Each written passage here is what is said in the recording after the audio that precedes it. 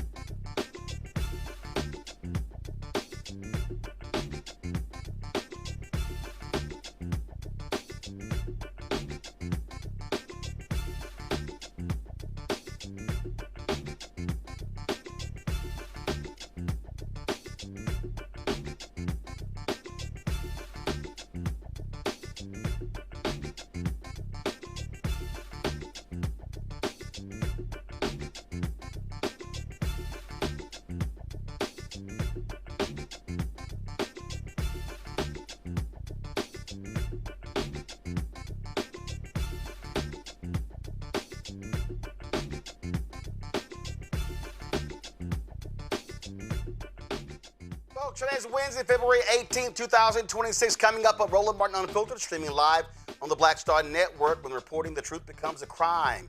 Independent journalist Georgia Ford of Minneapolis will talk about her not guilty plea to a federal felony charge tied to the January Minnesota church protest she was covering. Connecticut case takes a troubling turn after a black man was paralyzed after a routine arrest. Now charges against current and former officers have been dropped despite a judge initially ruling they would stand trial. He helped lead North Carolina, and now former North Carolina Governor Roy Cooper wants to be their United States Senator. I have our conversation, including his thoughts with the passing of Reverend Jesse Jackson Sr. Speaking of that, we continue the legacy of Reverend Jackson, talking with his son, Congressman Jonathan Jackson, Marc Morial, of course, CEO of the National Urban League, and Pastor Frederick Douglass Haynes III. It's time to bring the funk on Roland Martin Unfiltered. The Black Star Network, let's go. He's got whatever the miss, he's on it. Whatever it is, he's got the scoop, the fact, the find. And when it breaks, he's right on time and it's rolling. Best believe he's knowing. Putting it down from sports to news to politics. With entertainment just for kicks, he's rolling. It's on go, y'all. It's Roland Martin, rolling with Roland now. He's funk, he's fresh, he's real, the best, you know he's Roland Martin now.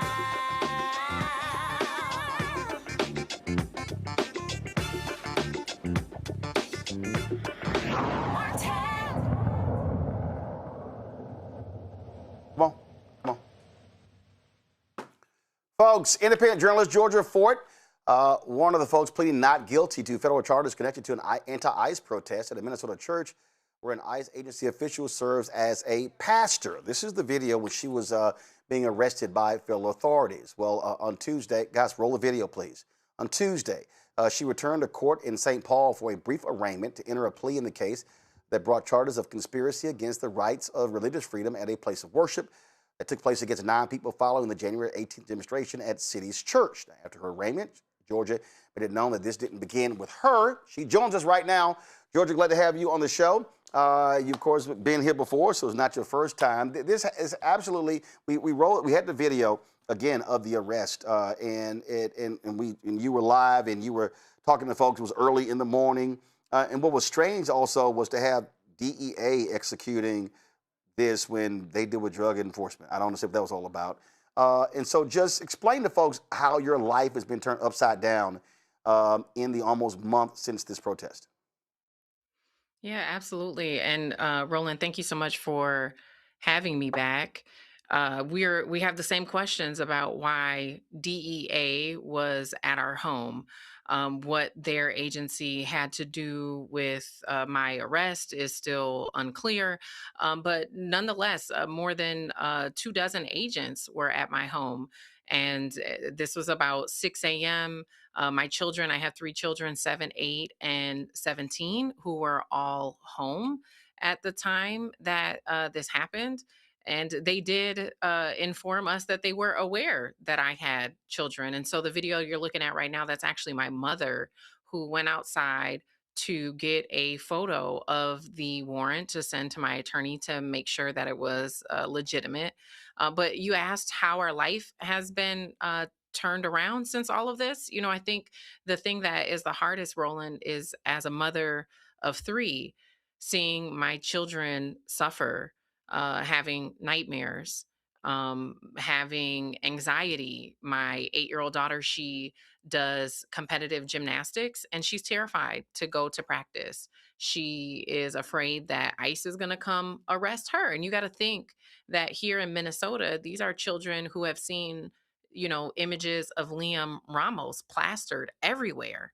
And so it is ingrained in their minds that it is a possibility that they too could be apprehended by these federal agents. And so trying to rationalize that with your children after they've seen their mother be arrested by federal agents simply for doing her job, I think that has been the most difficult thing. But I'm so grateful. My husband has been, you know, just so solid through all of this and just a constant support for the entire family. On that, so again, for folks who don't know, walk us through. A lot of things were happening, and as we all know, when people are doing something, when there's an activity, when there's an action, press are notified. I mean, I remember when that right-wing nut Dr. Field was embedded with ICE agents, and he was broadcasting, which meant that he was aware beforehand what was going on. To be embedded means that you're embedded. We could think about when journalists were embedded with the United States military in Iraq. That means that, in a conversation before, where are they going to be? What are the precautions? So this idea that it's strange that journalists would be aware of a protest before it happens, and if you're allowed to cover it, that happens all the time. Well, and you know this, as Black journalists, we are viewed differently. I would also say that I think people need to do some research on protesting that's happened in Minnesota when you look back at the aftermath of George Floyd, the aftermath of Dante Wright, which, Roland, you allowed me to come on your show and do a lot of on the ground reporting after some of these things, right? And so there were a lot of movements that happened, one of them being Operation Pull Up, which was a long time strategy used by local organizers to take protesting to the doorstep of decision makers. And when people think back to when George Floyd was killed, how many days went by before Derek Chauvin was charged? And what happened in Minnesota in between those times? And Operation Pull Up was one of the methods that was used by organizers. In fact, it led protesters and journalists to the doorstep of the president of the police union, who at that time was Bob Kroll. After Dante Wright, how many days went by before Kimberly Potter was charged? And so Operation Pull Up was something that happened that took the same strategy to the doorstep of the county attorney. And so that is, really what this action was. And so when you look back historically and how that has happened, there's actually a lot of details about those actions that are not made public. And so I think that's probably all that I can share at this time, just based on, the nature of the case that is against me. But these are all facts that are available. But unfortunately, Roland, and I'm sure you wouldn't be surprised by my assessment about this, mainstream media is just not doing this type of digging. And I think that is why independent Black media, like your platform, like with what I do, is so essential, because there's a lot of nuance, there's a lot of complexities that mainstream media, they just don't even take the time to cover. And I think that is one of the things that bothers me the most. Is normally that's what I would be doing. I would be reaching out to come on your platform to talk about what's happening here on the ground in Minnesota. But now that I am being charged by the federal government, it really prohibits me from reporting on one of the most historic cases in Minnesota. What it reminds me of, and I told the audience this on the show, during World War I, Black newspapers made a decision to really refrain from covering the racism in the armed forces. It was sort of like, we are one. They realized that mistake. And so in World War II, the Pittsburgh Courier launched the Double V campaign, victory at home, victory abroad, targeting fascism, saying that if our Black troops are going to be fighting fascism in Italy, in Germany, well, then we need to be ending fascism in the United States. And the federal government, the War Department of Franklin Delano Roosevelt, literally threatened Chicago Defender, John Sinstack, and other Black newspapers, threatened them with treason because they dared to report about the discrimination impacting Black troops, saying that that was causing unrest among the ranks. And they were like, well, how about you end the racism? It never happened, but the threat was there and it was real. So essentially what they're doing is The chilling effect is we're going to go after you to stop you from reporting on what the federal government is doing with ICE and these raids. It's very similar to what the government did against black newspapers in the 40s. Yeah. And again, right? What other network are you getting this context and history on? You're not. And so I just want to encourage your viewers, the people who are watching right now, continue to support Roland's network. We have to have independent networks that go beyond just the surface, that go beyond just what's currently in the news cycle, but who will take the time to go back and contextualize that what is happening to myself and even Don Lemon as two Black independent journalists, right? This is not new. The attack on the press did not start with my arrest. I honestly have been covering all year long different attacks on members of the press. I feel like I was one of the first people who helped the story of Mario Gravera go national. He's an independent journalist who is based out of Atlanta that was reporting on ICE arrests there. And the federal government arrested him, held him in jail for more than 100 days. And despite the fact that his attorney said he had a proper legal work visa to be there, he ended up getting deported. And so these things are not new, to your point. Historically, there has been tactics to attack specifically members of the Black press, right? And so I just really hope that this is a turning point in our country, especially in our community, where we understand the importance of doubling down on supporting independent Black media networks, just like Black Star Network, just like the work that I'm doing, and where we can really start to build our own infrastructure, so that folks have dependable networks where they can turn to alternatives, because it's only getting worse. It's only exacerbating when you see how these networks are being bought up, corporate media being bought up, exodus of employees, Yep. 600 members of the staff at Washington Post are out.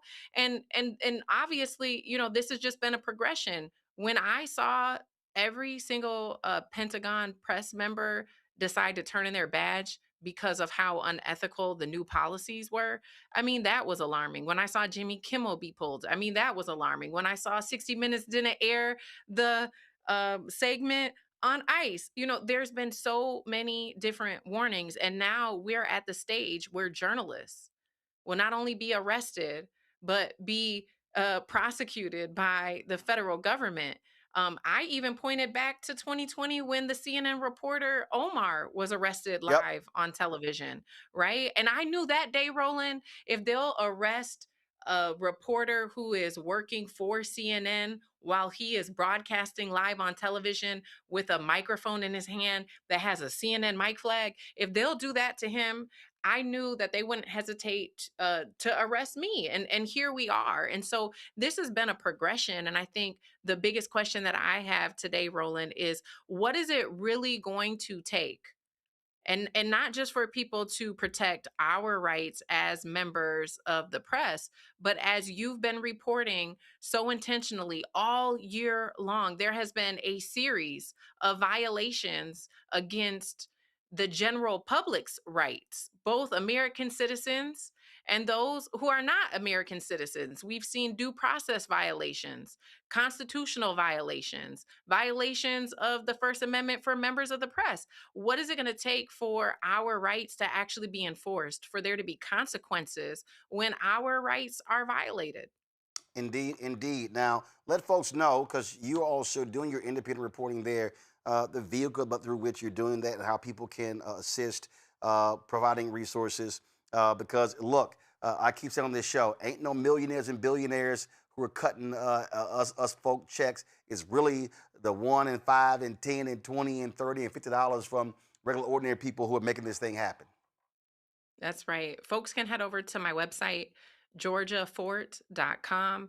There's a link there to support. There's also a page called Protect the Press where we've just launched, basically a movement around protecting the press. We are the lifeline for the truth. We are the last pillar, I really feel, for our democracy. And so I'm just hoping that this country and even people around the world will continue to stand with us and stand up to protect the press. Georgia Fort, we appreciate it. Keep fighting, and then we'll keep doing our part and do your part as well. Thanks a lot. Thank you so much, Roland. All right, folks, go to georgiafort.com, GeorgiaFort.com. Folks, my panel, Jelana Jones, a state representative in Houston, a lawyer as well, Michael Brown, former chair, DNC Finance Committee out of D.C., Dr. Avis Jones-DeWeaver, author of How Exceptional Black Women Lead, Unlocking the Secrets to Creating Phenomenal Success in Career and in Life. Also co-founder and editor-in-chief, Max Black's Media, National Harbor, Maryland. Glad to have all three of you here. The thing here, Avis, is very simple. As Georgia just said, when we look at where we are, and as a book that I'm working on, I was having this conversation with the writer today. What we have to understand is that in this moment in time, we have no choice but to hearken back to Freedom's Journal, March 16th, 1827. We wish to plead our own cause, too long have others spoken for us. But people don't understand, we had thousands of black newspapers opening and closing. A. Philip Randolph launches The Messenger. You have Ida B. Wells Barnett with her newspaper, gets bombed twice. Frederick Douglass, the North Star, Pittsburgh Courier, Chicago Defender. We could go on and on and on. Then you go Negro Digest and Ebony and Jet Magazine, Essence Magazine, Black Enterprise, and we talk about all the different magazines. And then we go BET and Radio One and TV One, and now where we are with digital. What people don't understand is black media today is more scarce today than it was 100 years ago. And so I don't think people really understand. And when I say black media, I am not talking about Negroes talking on YouTube. I'm not talking about somebody going live on Facebook. I'm not talking about somebody who's just chattering away on Twitter or on Threads. I'm talking about folks who are reporting, who are covering stuff. And what we have to recognize is that we are literally in danger when it comes to information, especially when you factor in the massive amounts of misinformation and disinformation being thrown our way and picked up by black people and who are disseminating the exact same thing.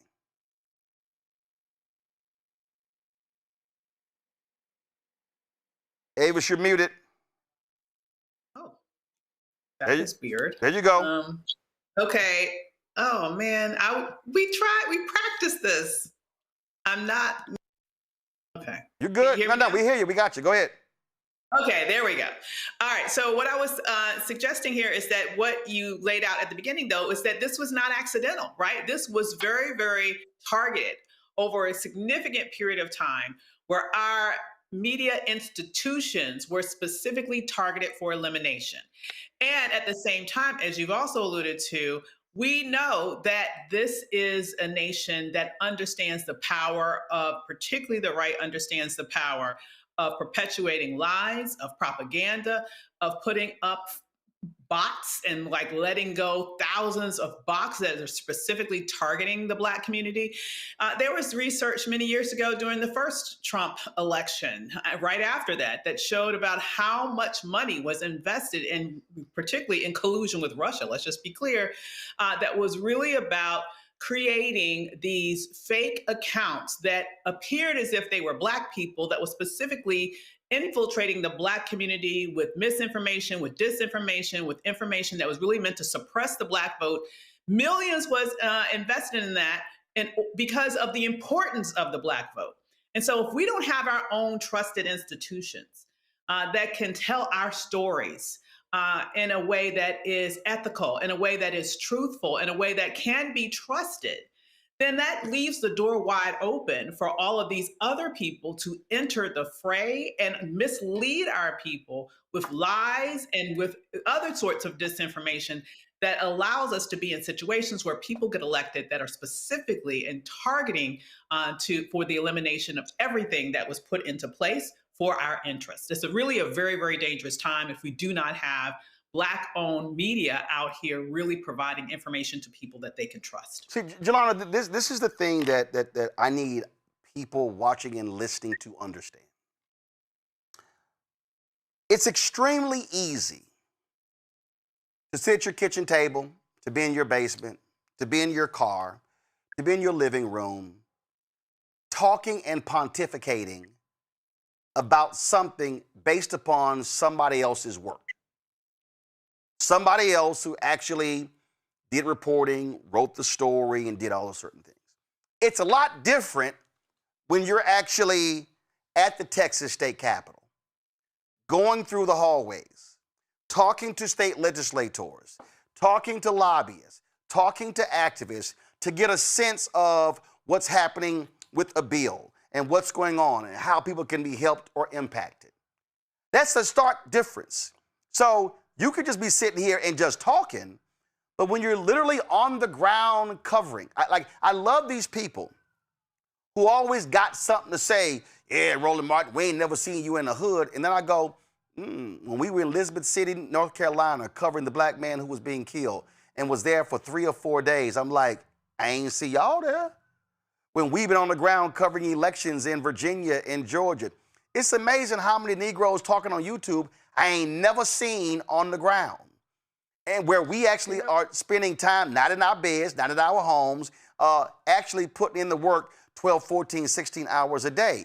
And what they're trying to do to Georgia Fort, to Don Lemon, to the other journalists, mainstream and independent, they really are trying to make their life so difficult that they want to say to anybody in any other city, don't y'all try to cover, don't come out here, because you're going to face the same fate. That's what this is all about.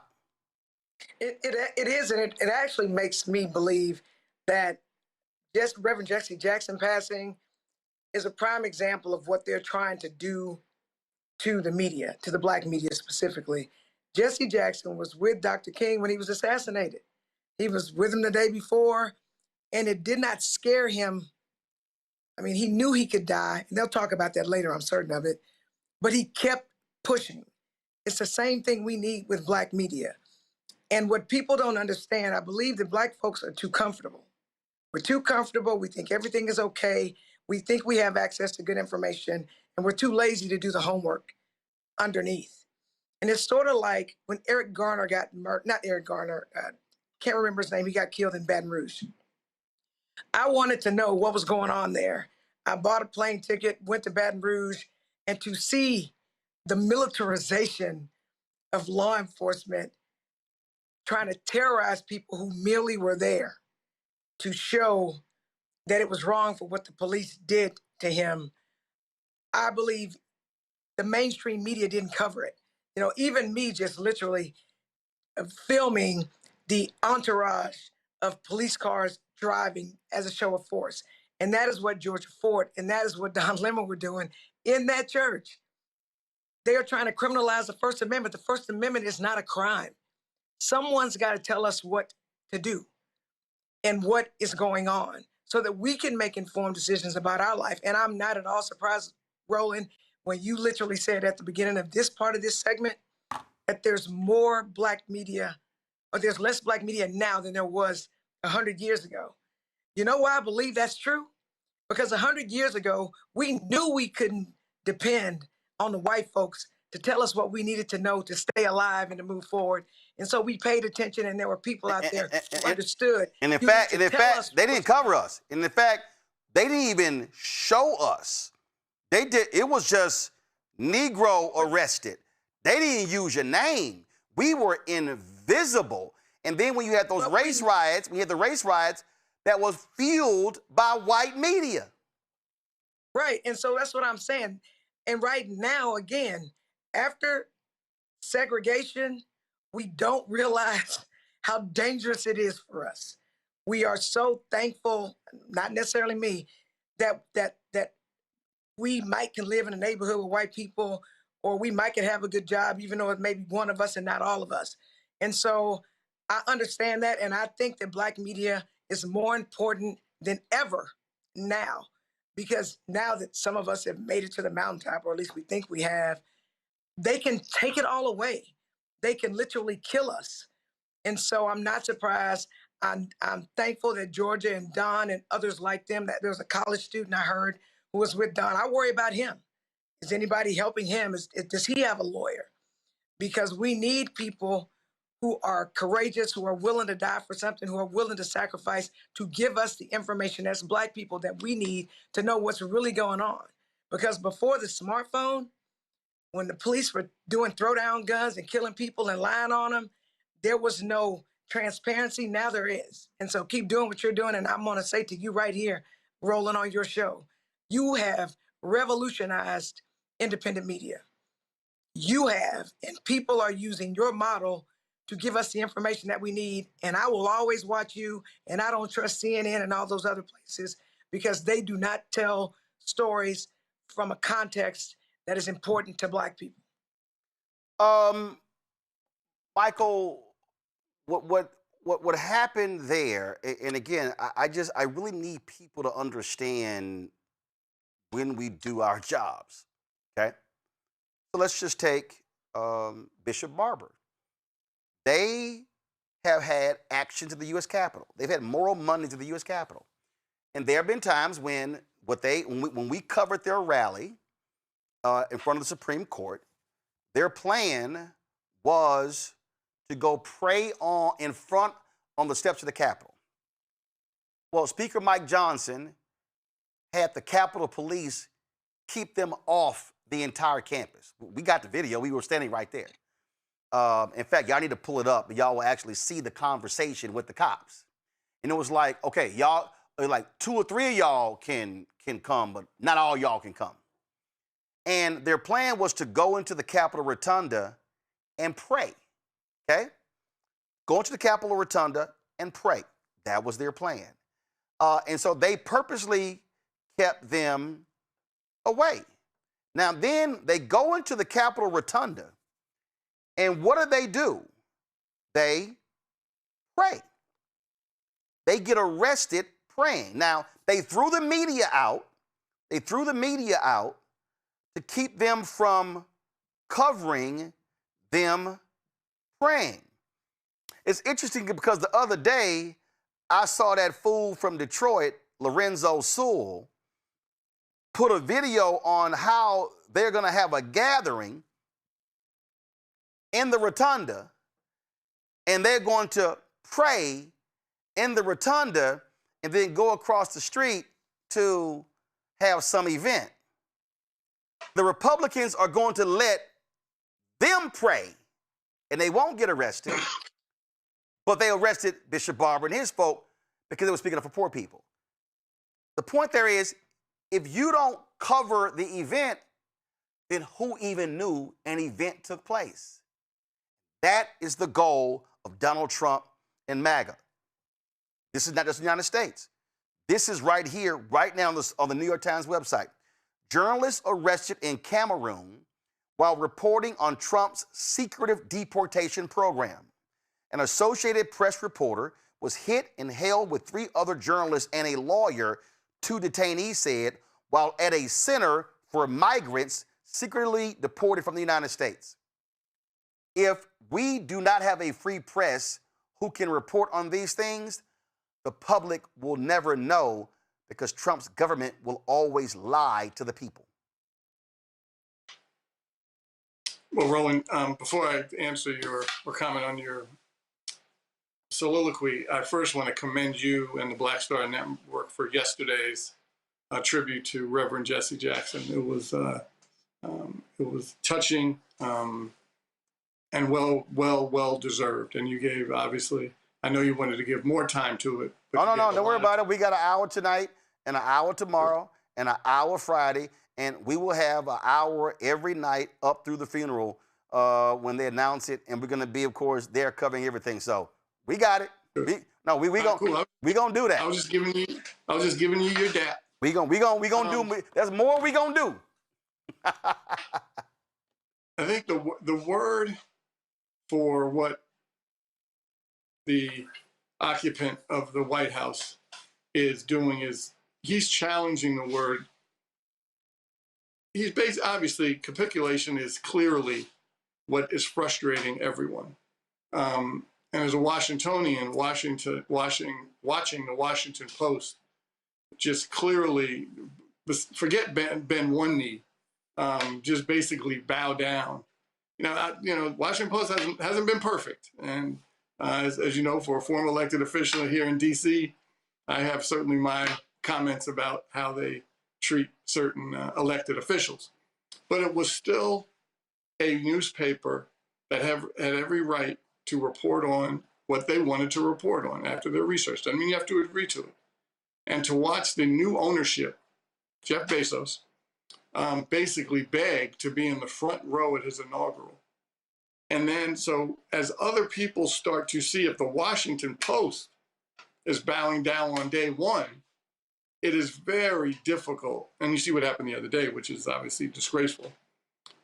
If the Washington Post is taking that knee or two knees or bowing, and I'm a smaller reporter, smaller network, independent, even the larger networks are just kind of backing down so quickly.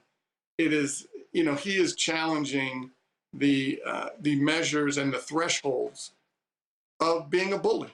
And I think he's a paper bully, but nonetheless, he still has, when he has the levers of power that he now controls, that, you can make yourself a real bully. And people haven't really come together yet to stand up and say, no one's take the step back. And that includes what's going on with the Netflix bid. And that's the same thing, because Trump would love for the Paramount folks to be able to get CNN and the other entities under that particular umbrella. So this is going to continue until people stand up. Hopefully the stand-up happens less than a year from now, come the midterms. It still won't stop him from trying, but it could at least slow him down. But folks, the other word of the day for this guy is courageous. And it's hard to watch some of our institutions take a step back, whether it's universities, networks, law firms, hotels, you name it. They want to be in his good favor. Folks, so what Michael just said, do this here, okay? If you're angry with what the Washington Post is doing, I'm going to give you two options. Go to my iPad. You need to be subscribing to the Washington Informer, black newspaper, Washington, D.C., and I keep telling y'all, if we don't provide resources to the outlets, then they can't, stay there. They can't hire reporters. They can't hire editors. They can't hire photographers and videographers. Also, subscribe to the Washington to the Afro-American. They cover Baltimore, D.C., Prince George's County. You can subscribe to their newsletter. And the thing about this here, so you see right here, the Afro has their donate page on here. They've got their subscribe button on here as well. The Washington Informer, they've got their support button right here as well. I'm seeing here, I don't see, Denise, where's y'all subscribe button? Maybe that is the donate button, so the support button, but they also have their newsletters. And this is the thing I need our people to understand. I'm sick. I can't listen to black people tell me again, man, we need this and we need that. Man, it sure be nice if we had this, and if we had that, we cover that. If you don't support what Georgia Fort is doing, if you don't support what she's doing, then she can't continue to report. She can't continue to feed her family. She can't continue to do the work. And that's what I'm always trying to tell people. This is her website, Building the Future News. And so you go to her site, and so you see right here, you got a support button right here. This is how you can make a contribution. I keep telling our folks that. This stuff does not happen just because. It doesn't happen just because. When you go out to Minneapolis, or you go to Charlotte or Houston or Dallas, if you're local, when you go out, you've got a videographer, you've got gas, you got food, you got per diem, you got salary, you got all this sort of stuff like that. All those things. You got to buy insurance. You got to buy insurance in case you get sued. You got legal fees. And so it drives me crazy when I hear a lot of our people go, well, if the black entertainers and if the black athletes would just give, no, if you are waiting on the black entertainers and the black athletes to support, your ass will be out of business. Keenan, send me the number. I know it's more than 36,000. It should be approaching 37,000. Y'all, this ain't no lie. We have had more than 36,000 donors to this show since September 4th, 2018, when we launched. I can tell you, out of all of the entertainers and the athletes and the big-time black people on Wall Street and the folks who own companies and all the people, oh, brother, keep doing it. Keep speaking for us. Man, you keep doing your thing. You keep going. Man, we need you. We need, we got to have somebody who's telling the truth. Out of all that,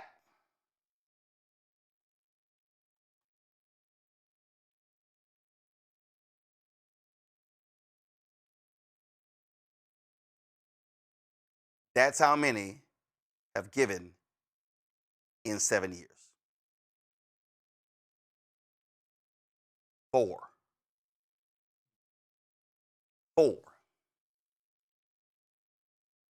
If I had to name the black organizations who have supported us in terms of, and I can easily lay out the numbers. Easily lay it out. 2018, NAACP, 6,000. 2023-24, National Urban League, total of 80,000. Melanie Campbell's National Coalition on Black Civic Participation, 150,000. Black Voters Matter, 175 or 200,000. Bishop William Barber's Repairs of the Breach, about 200,000. That's in 7 years. I don't think I'm missing anybody.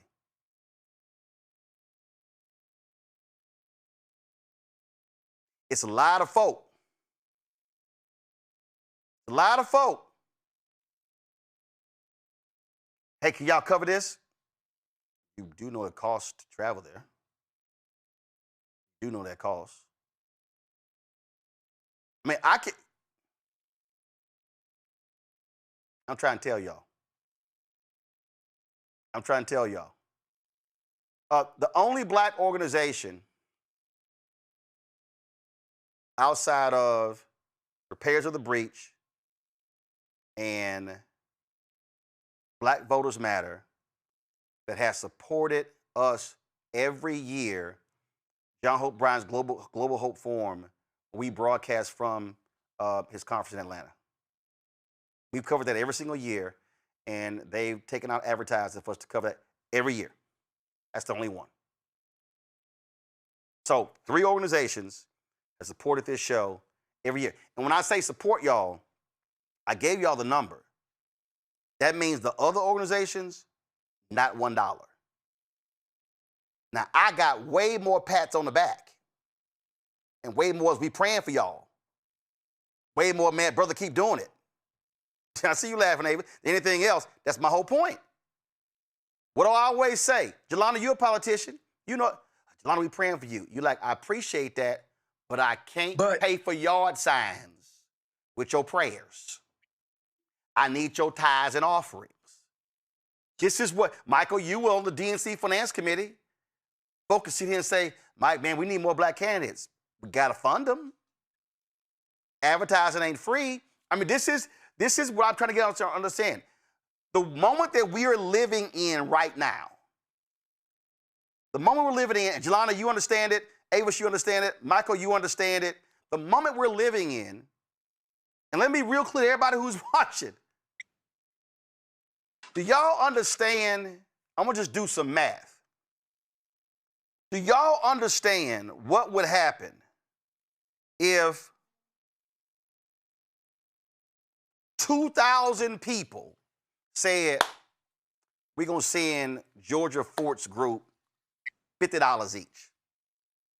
They're going to raise $100,000. That is life-altering for a small media independent company. Yo, altering. What do I say here? If 20,000 of our fans contribute on average $50 each a year, which comes out to $4.19 a month, so I want to understand, we spend more than that for a large drink. We spend more than that on a Happy Meal, more than that on a 3-piece from Popeyes. $4.19 a month. Literally, that raises $1 million for the show, which allows us to now be able to go cover stuff. Because we ain't getting money from the advertising agencies or the brands. Very few brands are supporting us in that way. And so we cannot sit here and say, oh man, we need people covering this stuff. You can't say it's a damn shame what happened to Georgia if you ain't supporting. Don got arrested. Other people out there who are creating shows and companies. Y'all, I purposely what it says freedom. But freedom ain't free. Freedom ain't free.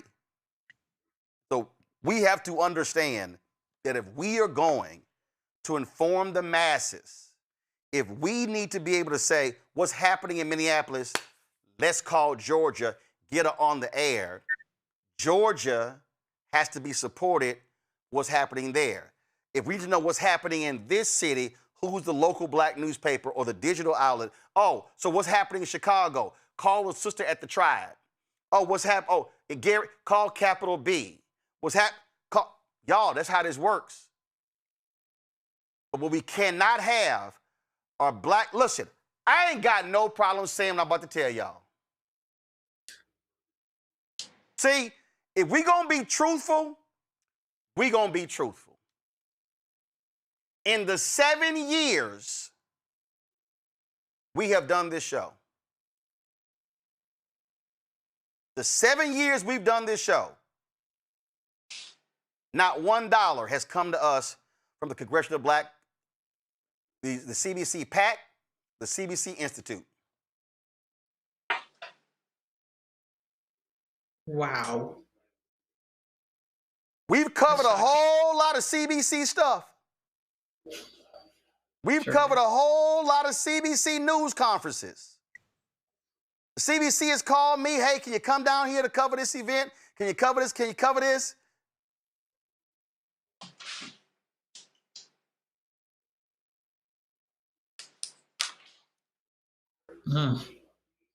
Tell the truth and shame the devil. I just want folk to understand that we cannot survive and thrive on black people saying, great job, bro, you doing it. Man, way to go. And when I say y'all no support, I'm not saying, well, they didn't give us 100,000. They didn't give us 50,000. They didn't give us, no, not $1. Not $1. But want us to cover stuff. So all I'm saying, if you're out there saying, man, we want this thing to happen, we need our people, we need news being covered, what you gonna do? It's more than 3,000 of y'all right now on YouTube, on Facebook, on the app. How many of y'all watching also support this show? Or how many of y'all right now are freeloading in the chat? I'm going to end this with this here. My mama's sister, Aunt Betty Kirkendall. Aunt Betty died, if I'm correct, 2020. My Aunt Betty told her daughter, Sharonda, you got to promise me one thing. you are going to send my $50 to Roland every year after I die. Every year, my cousin Sharonda sends me a text saying, I sent my mama $50. Now, how can somebody who's been deceased for 6 years this year support this? And a whole bunch of folk commenting right now in the YouTube channel ain't sent a dollar. Black media, black businesses, black educators, HBCUs, nonprofits, the entire black ecosystem cannot survive with the vicious attacks that we are seeing from Donald Trump, MAGA, the Supreme Court, if black people are unwilling to support one another. That's what Dr. King said on April 3rd, 1968, when he said at the sermon at Mason Temple, black people, he said, black people individually are poor, but collectively, black people represent one of the largest economies in the world. And we talk all the time, what's the number, Michael? Is it 1.5 trillion, something like that, our spending power? Is that what it is? Is that the number? Is that the number? Is that the number, Jolanda? Is that what it is, Avis? I know Avis has that number. So that's what we hear. That's the number we always throw out, 1.5. I just want to show y'all. GDP by country.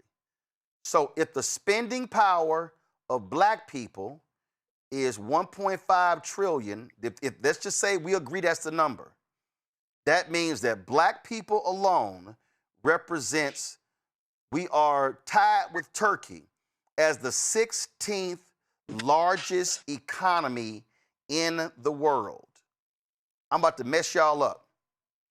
The GDP of Saudi Arabia is 1.27 trillion. Mm-hmm. So, Roland, I see it's 2.1 trillion in 2026. So 2026, our spending power, is that, hey, I saw Marc Morial there for a second. I know he's coming up with Reverend Jackson. Bring him back.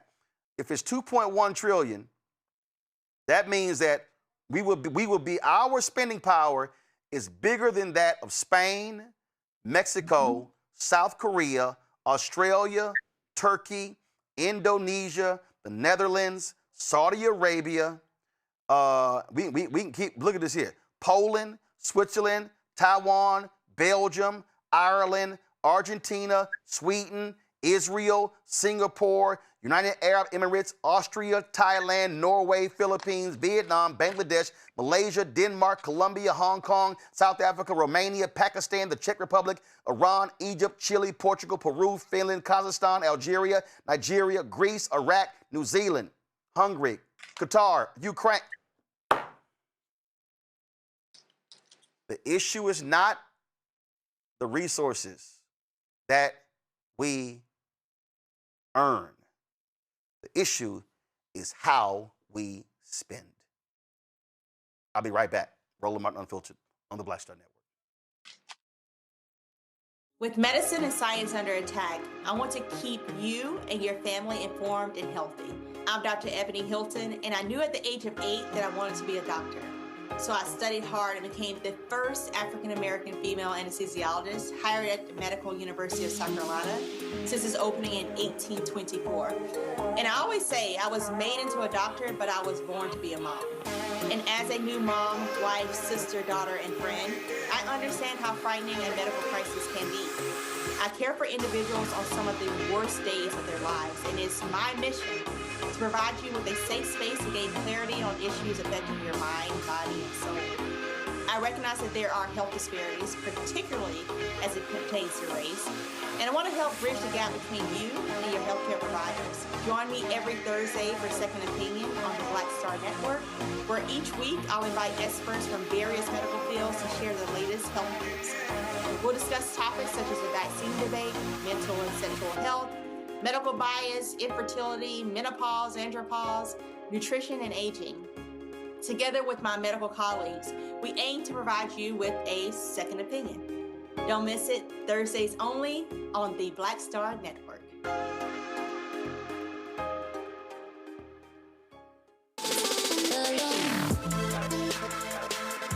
Hey y'all, welcome to The Other Side of Change, only on the Black Star Network and hosted by myself, Bria Baker, and my good sis, Jamira Burley. We are just two millennial women tackling everything at the intersection of politics, gender, and pop culture. And we don't just settle for commentary. This is about solution-driven dialogue to get us to the world as it could be and not just as it is. Watch us on the Black Star Network, so tune in to The Other Side of Change.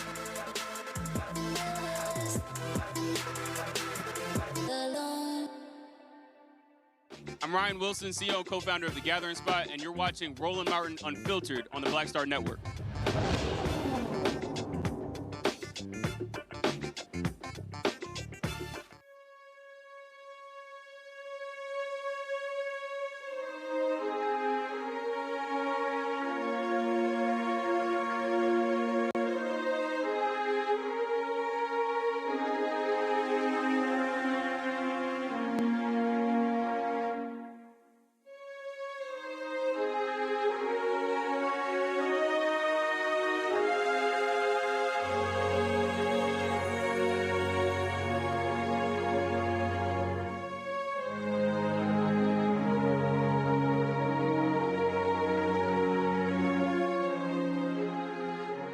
Folks, we continue our salute of the life and legacy of Reverend Jesse Jackson Sr. Passed away yesterday at the age of 84. Tributes have been pouring in from all around the world. So many people who saw our special last night, our 4-hour special, have been saying that they learned so much. They had no idea all the things that he did. One of the folks who has known him for quite some time, has worked alongside of him, is Marc Morial, CEO of the National Urban League. This, of course, is Ash Wednesday. So if any of y'all are wondering what's on Marc's forehead, I was born and raised Catholic. I know what that Marc looks like. I left the church 25 years ago, but I still know what Ash Wednesday is. So, Marc, glad to see you. Again, Reverend Jackson was about the work. He committed himself to the work. He never actually left the battlefield. He didn't go to corporate. He didn't go into corporate America. Didn't do those things like that. He was committed to social justice, to African Americans and beyond. Roland, let me say this about Reverend Jackson. I think one of his unique contributions was that he brought the ethos of civil rights to electoral politics.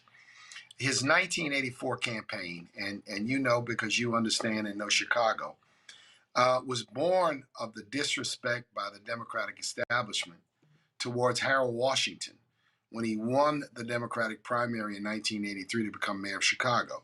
He beat Jane Byrne and Rich Daley, two well-funded white candidates.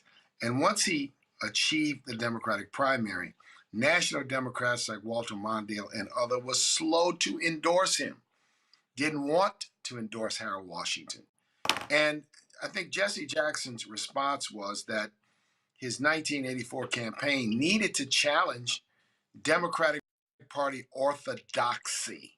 And that was taking African American voters for granted, marginalizing African American voters. And his candidacy was brilliant in that it simultaneously challenged Democratic orthodoxy while at the same time challenging Reaganomics, which was the dominant domestic program, cutting money from urban programs and really trying to reverse the Great Society. Jackson's two campaigns, and I was involved in both of them in 1984 as a delegate and 88 as a delegate. In 1984, the Louisiana governor at the time canceled the presidential primary because Jesse Jackson was leading in the polls. We filed a complaint with the Department of Justice and got the primary reinstated. Jesse did win the Louisiana primary in both 1984 and 1988. And his candidacy defied Marc, wait. They canceled the primary? They canceled the primary in 84, and we had to go to the Justice Department under Section 5 and get it reinstated. And the governor look, Jesse was going to win, and they canceled the primary. And we got the thing reinstated, and Jesse won. It gives you an example. Now, these were Democrats canceling the primary at the time. So Jesse was putting pressure on the Democratic Party at that time. Walter Mondale was the 84 nominee. He was the putative leader of the party. And these folks, I think, got a whiff of Jesse's advocacy and Jesse's incredible presence. In that campaign, he was clear going in, and in 88 as well, that part of his campaign was to register people to vote, to mobilize additional voters. The beneficiaries of Jesse's work in 84 and 88 and beyond were Bill Clinton, were in 1986 Democrats regaining control of the United States Senate by winning seats in the South, in Alabama, in Louisiana, and North Carolina. So Jesse's candidacy instructs, I think, the politics of electoral expansion. Register to vote, mobilize people, get people who are disaffected to be able to participate. So I want to make sure that in this conversation about civil rights, his impact on politics, his, if you will, paving the way for a Barack Obama is not missed in the conversation, Roland. Absolutely. And the other thing is that people have to understand how Reverend just expanded so much. Y'all were just showing a video. I have to pull it up. I need to see it again. It was stunning to me. I saw this debate. Not that video. It was one before that. I saw this debate, Mark, where Reverend Jackson was debating William F. Buckley, and it was about Palestine. He was, and a lot of people who were angry, but he was talking about the humanity of the Palestinian people before that. But before so y'all turn it up. Boundaries. Does Israel recognize? They understand that there are 4 sets that are talked about. Which boundaries do they recognize? After 4 months of negotiation, Resolution 242 was voted for by Israel, but has never been sanctioned by the PLO. And for the contents of 242... Why would you wait for someone you don't recognize to sanction anything? What'd you say? That was kind of clear, Bill. Why would you wait for someone you don't recognize? The thing that was incredible, because I mean, Spike Lee's getting a lot of criticism because what he wore to the NBA All-Star game on Saturday and Sunday, but Reverend was in the 70s talking about this here. And his issue was not that he was against any country. He wasn't against Israel. What he was saying is, as a preacher, as a human, I can't, and people were mad when he met with Arafat. And he said, listen, if we're going to talk and mediate, you got to meet with people. When you start just going through issue after issue after issue, he was talking about stuff 20, 30 years before the Democratic Party embraced it. And look, this is the important thing. They may have criticized him for meeting with Arafat, but they certainly didn't criticize him when he brought all those hostages back. Right. And he met with many of those leaders, right? See, here's the thing. And this is the ethos of Dr. King and I think Jesse Jackson and others as preachers. They believed in dialogue. Dialogue. You see, this is the thing. This idea that you don't talk to this one, you don't talk to that one, you don't meet with this one, you don't meet with that one, it is an artificial construct that has often infected American foreign policy. And I think Jesse understood the power of redemption. I think he understood the power of dialogue. And that's why, I think he's singular. I hope that those who want to lead this nation in 2028 will study the Jackson speech in 1984 and 1988. Absolutely. That they will listen to his framing about the future of America, because he was talking about a multicultural America. He called it the rainbow. I called it in New Orleans the gumbo. And it is just fundamental to the future of the country. And that's why in this moment of reflection, in this moment of celebration, we've got to recognize what that candidacy really, really meant and how it benefited so many others. Look, David Dinkins, Doug Wilder were elected, Roland, in '89. Those candidacies, first black mayor of New York City, first black governor since Reconstruction, were compelled by Jesse's advocacy in registering people to vote all across the country. This is militarynews.com. And you had, of course, Robert Gutman, a Navy navigator. Yeah. Plane goes down, broken ribs. He's there for a month. This is what they write right here. Upon learning of Gutman's capture, Secretary of Defense Caspar Weinberger tried to open negotiations to secure Gutman's release to no avail. The Syrians wanted to use Gutman to force the United States to remove all troops from Lebanon. Negotiations were at a stalemate until civil rights leader and then presidential candidate Reverend Jesse L. Jackson Sr. sent a telegram to President al-Assad advocating the release of Gutman as a humanitarian measure. Assad responded with an open invitation to Jackson and the delegation of his choosing to visit Damascus to discuss the release of Gutman. In Syria, Jackson was allowed to meet with the imprisoned naval officer. Gutman described himself as comfortable and had only one request: to be sent home to his family. On January 3rd, 1984, a day after meeting with Assad, Gutman was released. The Syrian government stated Gutman's release was in response to Jackson's human appeal and to the demands of the U.S. government. President Ronald Reagan dispatched a plane to return Gutman and Jackson's delegation to Andrews Air Force Base. Reagan welcomed Lieutenant Gutman to the Rose Garden in the White House, and he thanked Jackson for making the trip to London, to Lebanon. Here's the thing here. I remember people were saying at the time, oh, they only did it to embarrass the United States. Reverend Jackson, others didn't care. Gutman's family didn't care. He simply came home. But the point here is, if Reverend Jackson doesn't send a telegram to Assad, and people said to him what they said to King, stay out of Vietnam, well, what ends up happening? He ignores them, and he brings the brother home. The point was to bring the man home.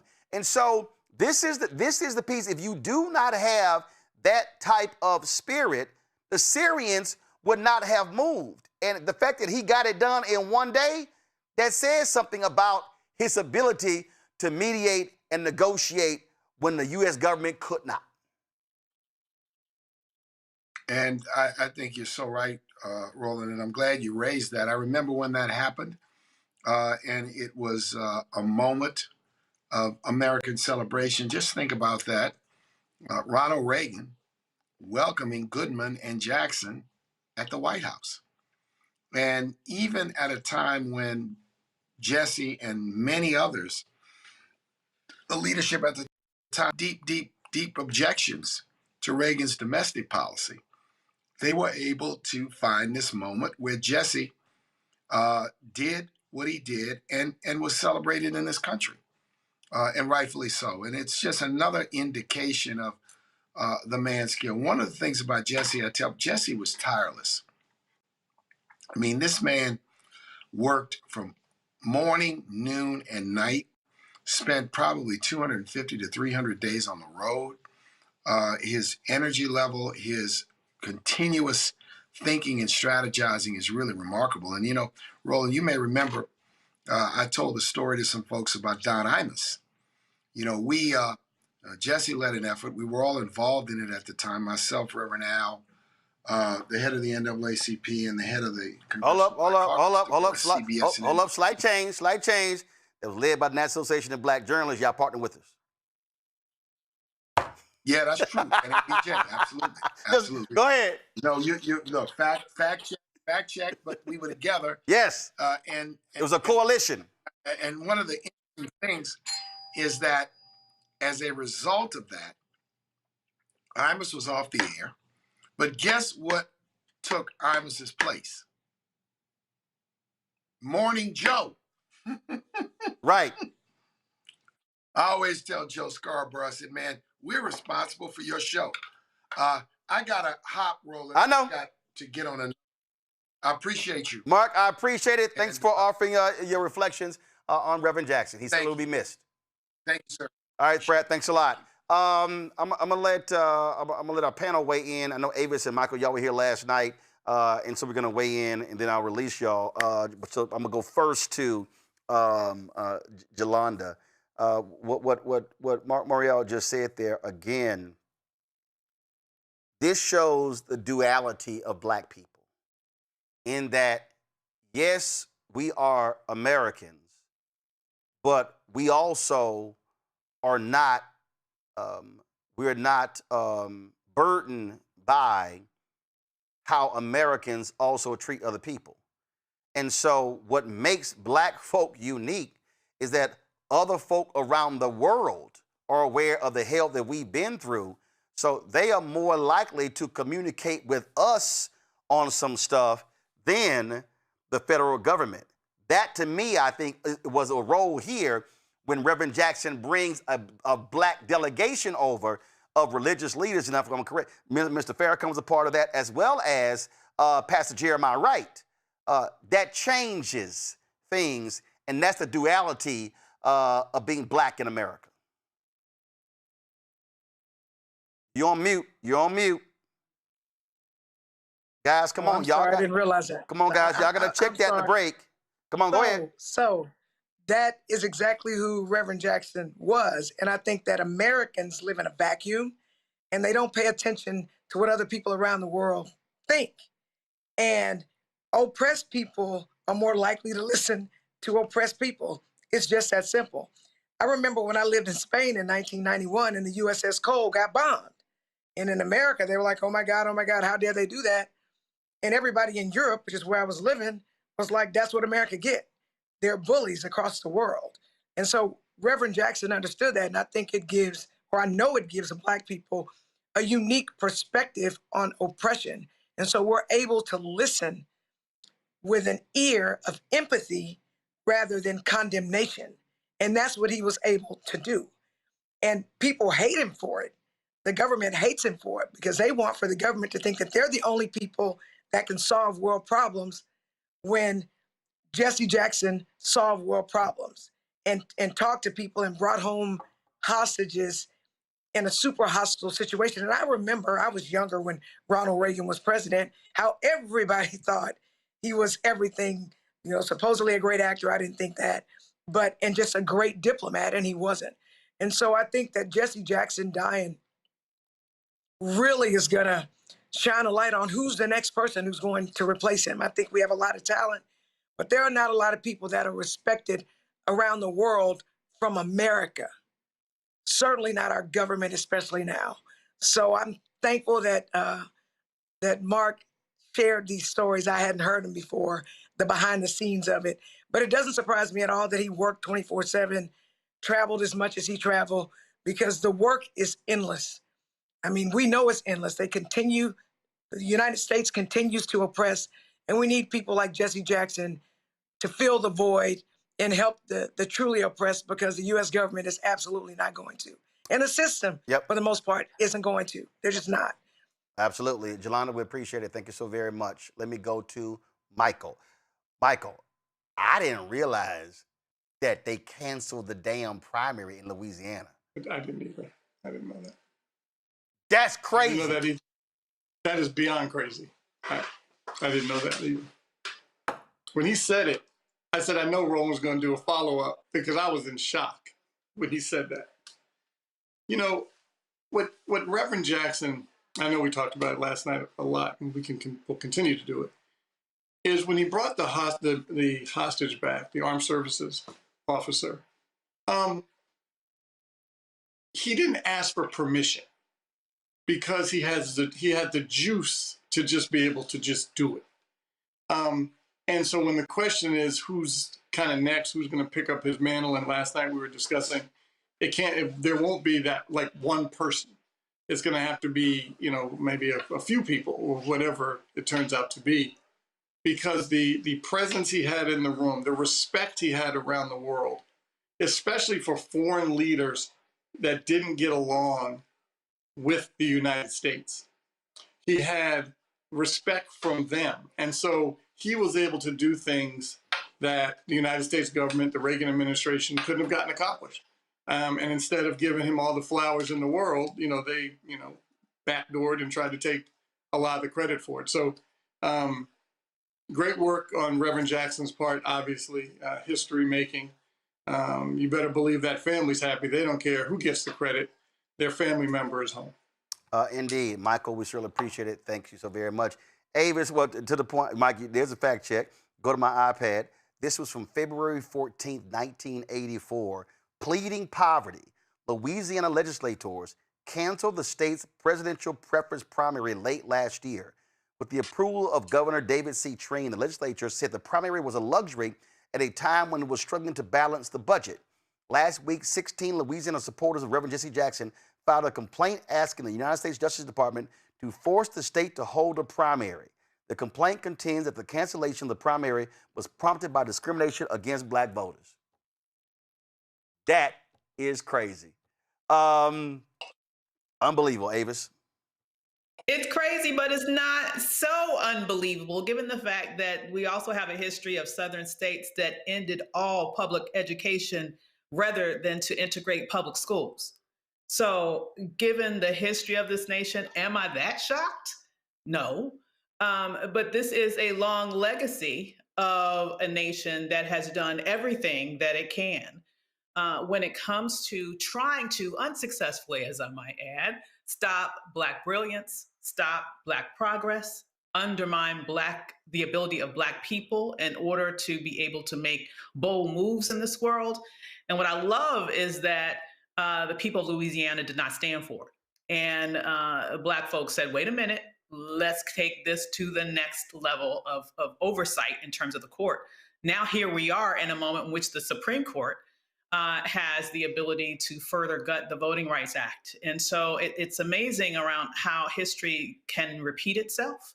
And if we do not live up to this generation's responsibility to be the standard bearers and to be the ones who are willing to stand up and make way and be noisy and make changes in the way that Jesse Jackson did, I fear about where we may end up as we continue to go further behind if we don't fight back.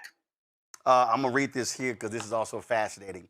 The legislature decided to cancel this year's presidential preference primary at a special session last December, the same session at which legislators raised income taxes and, in response to a federal court order, approved legislation establishing Louisiana's first Black majority congressional district. That means Louisiana, which was a state where PBS Pinchback was governor for a short period of time, until 1984 had never had an African American serving in Congress. Now, why is that unique? Now, here's the next paragraph. The primary was canceled with the strong support of labor and over the strenuous objections of Black legislators. So that's a perfect example where labor historically aligned with Black interests was not in this case. What does that tell you? Everybody ain't always your friends.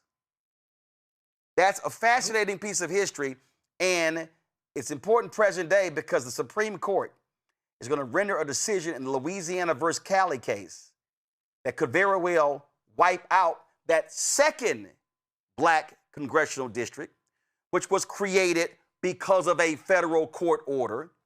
And that decision could wipe out both congressional seats in Louisiana and another 17 to 20 across this country. It's amazing the things that we learn. Avis, we appreciate you joining us as well. Thanks a bunch, folks. Coming up, we're going to show you when Reverend Jackson was honored by the NAACP with their Lifetime Achievement Award when he got the Presidential Medal of Freedom from President Bill Clinton. We'll also hear from his son, Congressman Jonathan Jackson, about his father, and we'll also hear from Reverend Frederick Douglass Haynes III, who for a short while served as Reverend Jackson's successor as leader of Rainbow Push. Folks, you're watching Roland Martin Unfiltered on the Black Star Network. Support the work that we do. Folks, again, numbers don't lie. I see folks have been contributing, and here's the deal. Everybody who contributes to this show while we're live today, we have the list. We run the names every Friday. You're going to get a shout out. So let me thank Samantha Pagee for her contribution today. Let me see here. Let me thank Carol Walker. for her support as well. Let's see here. Williams Duran on Venmo. Let me think. Give me a second. I got some other people here. Let me think. Craig Johnson. Let me think. Who here? C. Newberry. Let me shout out Christina Levings as well. Let me see. Who else? That's the folks who've given via PayPal and Venmo and Zelle. So, folks, y'all want to support the work that we do, join our Bring the Funk fan club. You want to contribute via Cash App, use the Stripe QR code. You see it right here. That's for credit cards as well. Checks and money order. Make it payable to Roland Martin Unfiltered, P.O. Box 57196, Washington, D.C., 20037-0196. Shout out Gwendolyn Johnson. Your contribution just came through. PayPal is R. Martin Unfiltered. Venmo is RM Unfiltered. Zelle, Roland at RolandSMartin.com. Roland at RolandMartinUnfiltered.com. We'll be right back. I'm Brittany Noble, Midwest-born, HBCU educated with experience in newsrooms across the country. Well, I've teamed up with Roland Martin to bring to you The Breakdown. This isn't just news. It's our stories, our voice, our community. Join me for The Breakdown, Monday through Friday at midday, only on the Black Star Network. Next on the Black Table with me, Greg Carr. Succession. We're hearing that word pop up a lot these days as our country continues to fracture and divide. But did you know that that idea, essentially a breaking up of the USA, has been part of the public debate since long before and long after the Civil War, right up to today? On our next show, you'll meet Richard Crichton, the author of this book, who says breaking up this great experiment called America might not be such a bad thing. That's on the next Black Table, right here on the Black Star Network. On A Balanced Life with me, Dr. Jackie, a relationship that we have to have. We're often afraid of it and don't like to talk about it. That's right, we're talking about our relationship with money. And here's the thing, our relationship with money oftentimes determines whether we have it or not. Balancing your relationship with your pocketbook, that's next on A Balanced Life with me, Dr. Jackie, here at Black Star Network. I'm Marc Morial, President and CEO of the National Urban League, and I'm watching the Black Star Network.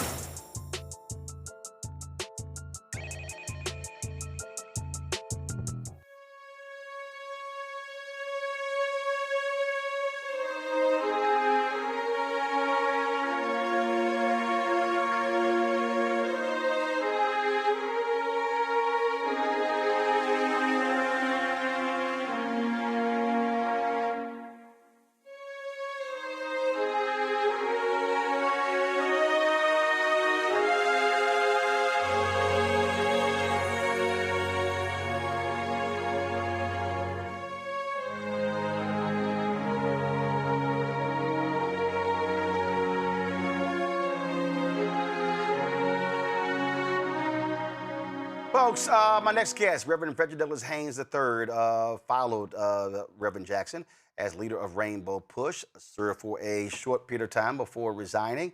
He joins us right now. Pastor Haynes, glad to see you, Frat. You've been involved with Rainbow Push for quite some time. We were there in Chicago when the announcement was made. Vice President Kamala Harris spoke. Also, of course, there for the installation in Dallas. Things did not work out, but that did not change your relationship with Reverend Jackson. Not at all. Not at all. As a matter of fact, he continued to call me at 5 o'clock in the morning. I think it's been said that he really very much sleep, and so he thought that I didn't require sleep as well. But again, Roland, and let me just say thank you for doing this. This is why Black Star Network is so important. I think Reverend Jackson is smiling right now, saying if anybody was going to be on mission in the aftermath of his transition, it would be Roland Martin, because y'all are definitely two peas in a pod. You are always on mission. And I never will forget when you went to visit him and you, to our group message, said the Reverend Jackson from his sick bed, and a lot of us thought that it was, toward the end, he is strategizing as to what the Black church needs to do. And so That for me, that birthed my relationship with Reverend Jackson. It continued my relationship with Reverend Jackson. And Roland, I give you this. One of the things he said to me that arrested me and has presided over so much of what I try to do in my own ministry, Reverend Jackson said that most Black preachers have a picture of Malcolm X in their study, a picture of Martin Luther King Jr. on their fans, church fans, but then they preach like Billy Graham in the pulpit in terms of their theology, their hermeneutic. Jesse Jackson taught me the importance of flushing out of my system any of that white evangelical Christian nationalism that has poisoned so much of popular Black preaching, that results in prosperity preaching that is more capitalist than it is Christian. And so Reverend Jackson drove that. And for me, one of the things I thought about him today, and all I could reflect on, was the fact that whereas James Cone fathered Black liberation theology and Jeremiah Wright to pass in the pulpit and the church, but it was Jesse Jackson who took it from the pulpit to the pavement. And so when I think of Reverend Jackson, all the things he did that literally transformed not just the Democratic Party, but he trailblazed what issues we are discussing today. And the bottom line is, I believe it was because of his moral compass, his theology of ministry, and his sense that if you are going to follow in the footsteps of Jesus, you better be concerned about transformational ministry for the least of these, those who are left behind. And that's when he helped this country to see that the vast majority of Americans, the vast majority of people on this planet, are people who are the least of these. And so I just got to say, my ministry continues to be influenced by him. And again, brother was all in, and I'm sure you know, he would call no matter what time of day it was, but his fertile mind always coming up with a new strategy. Absolutely. And I said last night, and again, I witnessed it. There's no doubt the prayers seriously helped Reverend Jackson because again, the word where he was going to pass away within days. The doctors were shocked that he recovered. And I absolutely believe that what happened was the energy of the people who were visiting him, who were calling, who were talking, his mind, it revived him. It gave him that energy. And they were just like, I can't believe, doctors couldn't believe what happened. And I keep telling people, when all you know, like when we were in the Mount Arbery trial with Bishop Barber in Texas, the Voting Rights March, and Reverend insisted on getting out. I tried to explain to people, because I had people who they're like, I don't understand, like what this man doing? Like why is he? I said, y'all don't understand. All that man knows is marching and protesting. I said, that's in it. I said, he can't. I said, this idea. So that's why he would show up. He would be there. I got photos of him at the NBA All-Star game, at the Legends Luncheon, and Larry Bird and others, stopping the Patriot. All this man knew was being, he stayed on the wall. Yeah. Never tireless, full of energy, again, up until he could not get around, because he was called like someone I've never seen in my life. And that gave him an energy, I think, when the rest of us would be running on empty. Somehow he had another tank that he would tap into to keep on going. And again, Roland, here's what gets me. His mind was always on go. His mind was always strategically looking at. I tripped out because, again, called him when again, and everything up and said about over. And that's when he said, I've been telling you, you need to get in the 50 largest markets, 20 churches in each of those markets. You all can help our people survive this government shutdown, and then organize that beyond the government shutdown so you can mobilize churches in 2026. He's talking about 2026 at the end of 2025, when we're wondering if he's going to make it through 2025. And so I'm with you, the power of prayer, but also don't forget Reverend Jackson was a man of prayer himself. Yep. Because I've been in settings with him where wasn't nobody else praying but him. And he would say, let us pray, no matter what the setting was, be it at the border, be it a march, be it in another setting with people of no religion or different religions. And he would go ahead and pray because he recognized the God of the universe is the God of all of us. And so all of that was a part of him. And I think it's also important as we celebrate, you know, his political genius, he was also a moral genius. He was, another thing is this, he was constantly challenging the black church to do more. And we're living in a moment where, frankly, a lot of black preachers have stopped leading beyond the church walls. And what he was saying is salvation is important. Salvation is one thing. But I go back to what Dr. King said in his book, Chaos or Community, Where Do We Go From Here, where when he challenged the church, he challenged the black church by saying, he said, first of all, that there were four institutions that were committed four institutions that were positioned to liberate black people. And he said the black church, he said the Negro church, the Negro press, Negro fraternities and sororities, and he said and Negro professional business organizations. And this is what he says. He says, there are still too many Negro, and I keep this on my iPad, my iPhone, everything, and it's the basis of this book that I'm working on that will drop in November. He said, there are still too many Negro churches that are so absorbed in a future good over yonder that they condition their members to adjust to the present evils over here. Over here, yeah. Yeah, that's powerful. One of the things that Reverend Jackson said that piggybacks on that really blessed me tremendously, he said that if I have a size 10 foot and you put me in a size 8 shoe, he said the problem is structural. Now, the church would give you an aspirin in order to try to mitigate the pain, as opposed to dealing with the structure itself that causes the pain. And that's what he was always doing. He was always stretching, challenging, castigating, if you please, in a loving fashion, the church, basically saying, you know, you all are real good at making sure that, you know, we have medicine for the pain, but you don't want to deal with the source of the pain. You don't want to deal with the structures that create the pain. He said a size 10 foot in a size 8 shoe means you have a structural problem, and structures are designed to produce outcomes, economic, political, educational, healthcare. All of those are structures that are creating pain even to this day.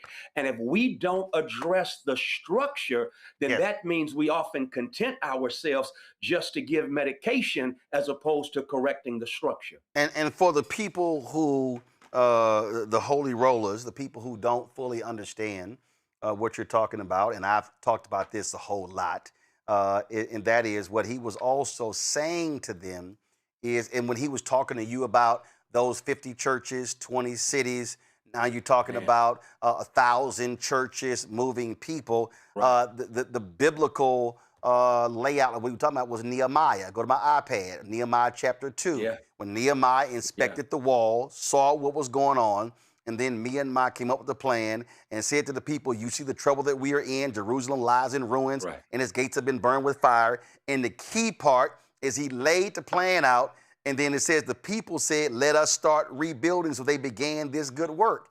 This is this is the problem, that what we have is we have too many preachers, and I can't tell you how many times, and you've been invited to more of these, where I've been invited to cover a pastoral gathering. We're going to get together and do X thing, and all they did was make the announcement. Nothing followed the announcement. There was nothing coming behind the announcement. And you sitting here going, okay, so y'all are Nehemiahs who presented a plan, but y'all never went to the people, and the people never responded with, let us rebuild. So what Reverend Jackson was saying is, leaders, preachers, Nehemiahs have to lay out the plan for folk to go, got it, now we have a role in this, let us rebuild. That's where the challenge today of the black church is. We just got a whole bunch of folk thinking they Nehemiah, but they ain't examine nothing. They just simply talking about it. Man, you're preaching Bishop Martin again. But I have to seriously say, I was on a call the other day with Congresswoman Crockett with some ministers of the gospel. Her opening statement was, and it was a powerful statement, she said, you all are co-organizers because every Sunday your congregations come together. My challenge to my colleagues was, okay, it's not enough just for us to organize to come together on Sundays, because again, Reverend Jackson was trying to get us to organize in all of these markets, 1,000 churches. It was called 1,000 Churches Connected, because he wanted us to be ready to mobilize for voter education, for voter registration, for voter participation and mobilization. And he continuously reminded us that those churches, because one of the things, I won't forget, Roland, we're in that conversation and one of the pastors says, well, Rev, we can get more churches than that because our city has more than just 50 churches. Our city has more than just 20 churches. We can get more than that. And that's when he reminded us, y'all, we don't need an uncommitted majority. We need a committed minority, because the bottom line is every black church was not involved in the civil rights movement. He was one of the few involved. Someone, well, and every time he testified, he said, someone asked him, how'd you get so close to Reverend King so fast? And his response was, because the line wasn't too long, because there weren't a lot of preachers who were trying to get in line to put their lives on the line, to go about the serious work of organizing beyond what takes place on Sunday mornings. And so again, like you said, he's always pushing and challenging and stretching us to organize, to do a whole lot more, because we have the capacity and the potential to do so much more. And so again, Reverend Jackson, as far as I'm concerned, a moral genius, a political genius with the highest social justice IQ I've ever been around. On top of that, he belonged to the Mount Rushmore of transformational leaders. I got a message last night that Father Flagel was saying, listen, it's really poetic that on the first day of early voting in the state of Texas, Reverend Jackson makes his transition. Why don't we spend as preachers and pastors and the rest of this year organizing to get out the vote this year? That would be a fitting tribute to Reverend Jackson.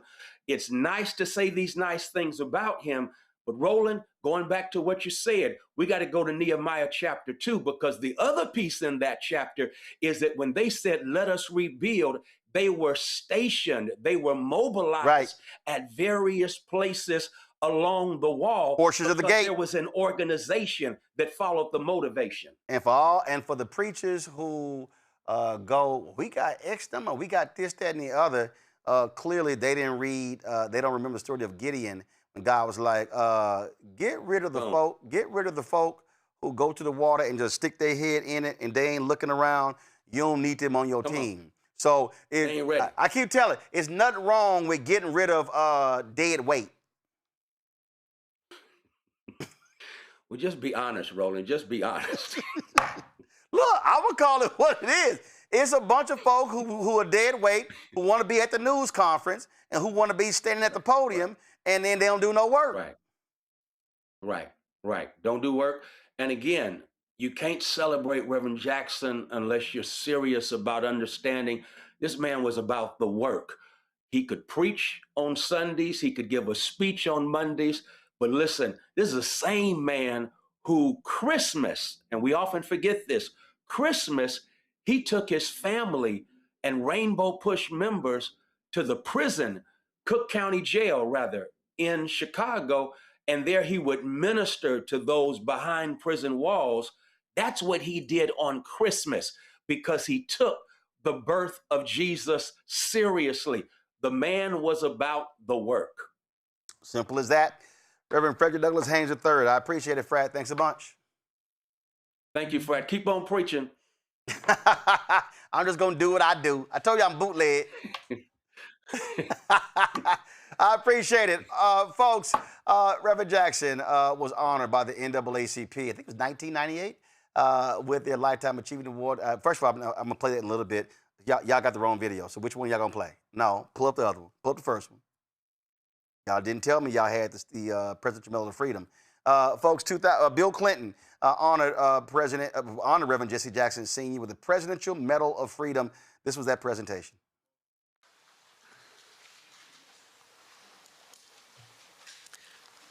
You are now about to witness one of the best things about this ceremony. For a change, I don't have to follow Jesse Jackson.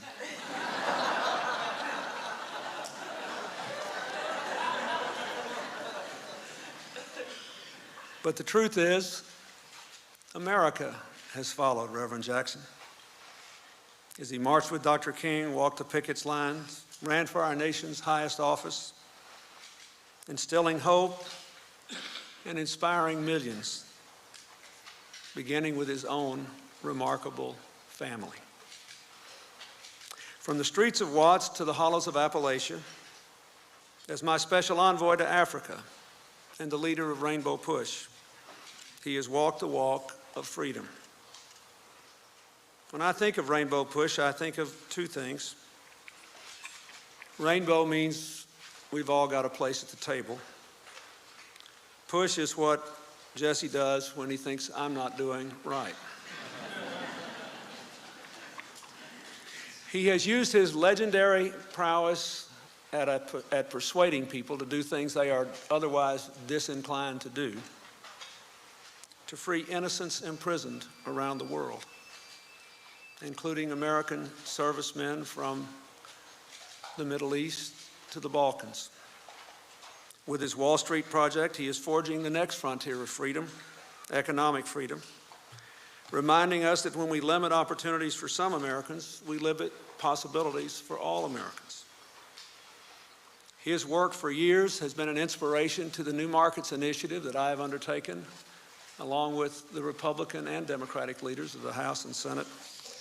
And when it becomes law, it will be in no small measure the result of the powerful example that he has set year after year. Dr. King said, human progress never rolls on the wheels of inevitability. It comes through the tireless efforts of those willing to be co-workers with God. The cause of justice has no greater co-worker than Jesse Jackson. It's hard to imagine how we could have come as far as we have without the creative power, the keen intellect, the loving heart, and the relentless passion of Jesse Louis Jackson. And God isn't done with him yet. Commander, read the citation. Jesse Jackson has long been a powerful voice in the struggle for civil rights, economic opportunity, and social justice across America and around the globe. Minister and stirring orator, he has preached the gospel of hope, unity, and responsibility, and has helped establish common ground across lines of race, class, gender, nationality, and faith. As founder and president of the Rainbow Push Coalition and the Wall Street Project, he has worked hard to expand opportunity through education and employment. A tireless advocate for peace, international understanding, and human dignity, Jesse Jackson has kept alive the promise of a better world for people everywhere.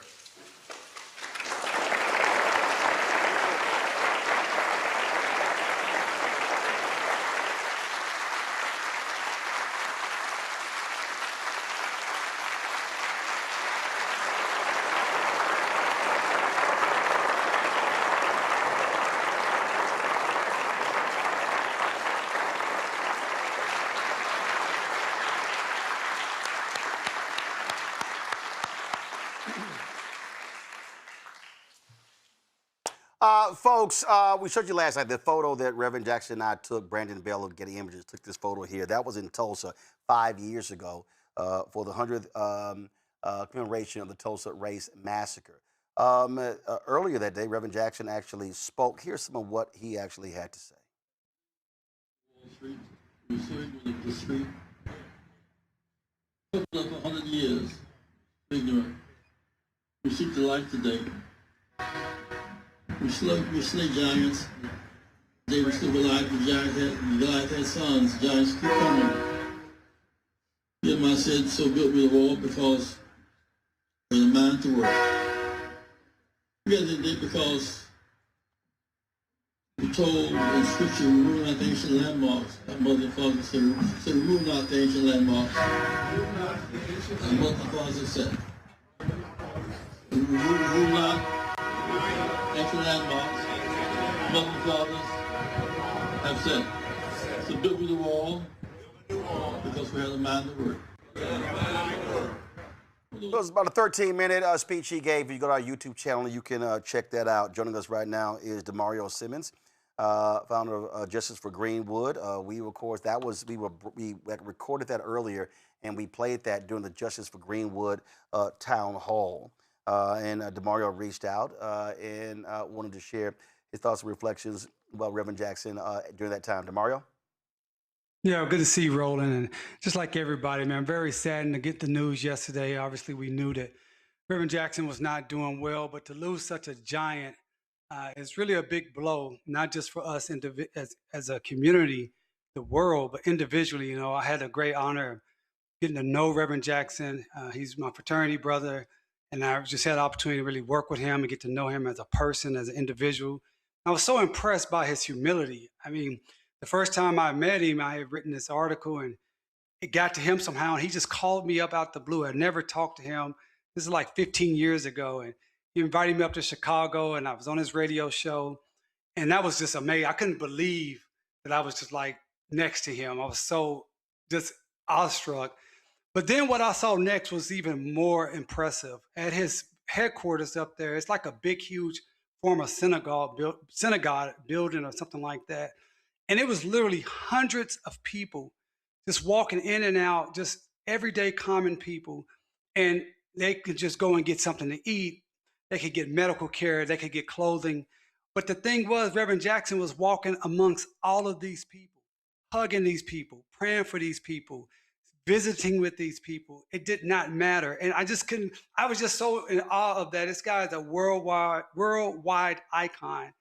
And yet he is just still intermingling with regular people every single day. And they really taught me something about leadership and taught me something about humility.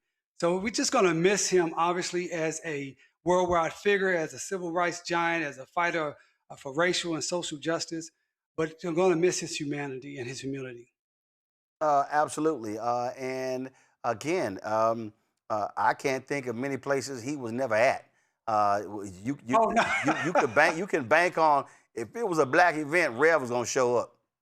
Oh man, 100%. I mean, I ran into him everywhere, from National Bar Association conferences, anything dealing with NBA, anything dealing with NAACP, or like you said, any type of a black conference, convention, or association meeting. You never know Reverend Jackson was going to be there. And just like with anything he was at, everybody wanted to talk to him, and he was willing to talk and shake hands. You know, the other thing I really remember about the two times that Reverend Jackson came to Tulsa that I had interactions with him, back about 12 years ago or so, we had a tragic shooting where this white man was going around the black community in North Tulsa and shot a bunch of black folks. And it was around a Good Friday during that year. And I remember Reverend Jackson came down and he came over to First Baptist Church in North Tulsa, and he just gave such a great, inspiring speech and was with the families and with the people and really was making sure that people felt heard and seen, and it was not going to be swept under the rug. At that time, the Tulsa Race Massacre was still something that was not widely talked about. And Reverend Jackson told me he came down to Tulsa to make sure that the Good Friday shootings would not be swept underneath the rug. And that was just an amazing time. And then the video that you showed at the beginning of the segment, when Reverend Jackson came down to stand with me and Justice for Greenwood for our call for reparatory justice and reparations for our survivors and descendants.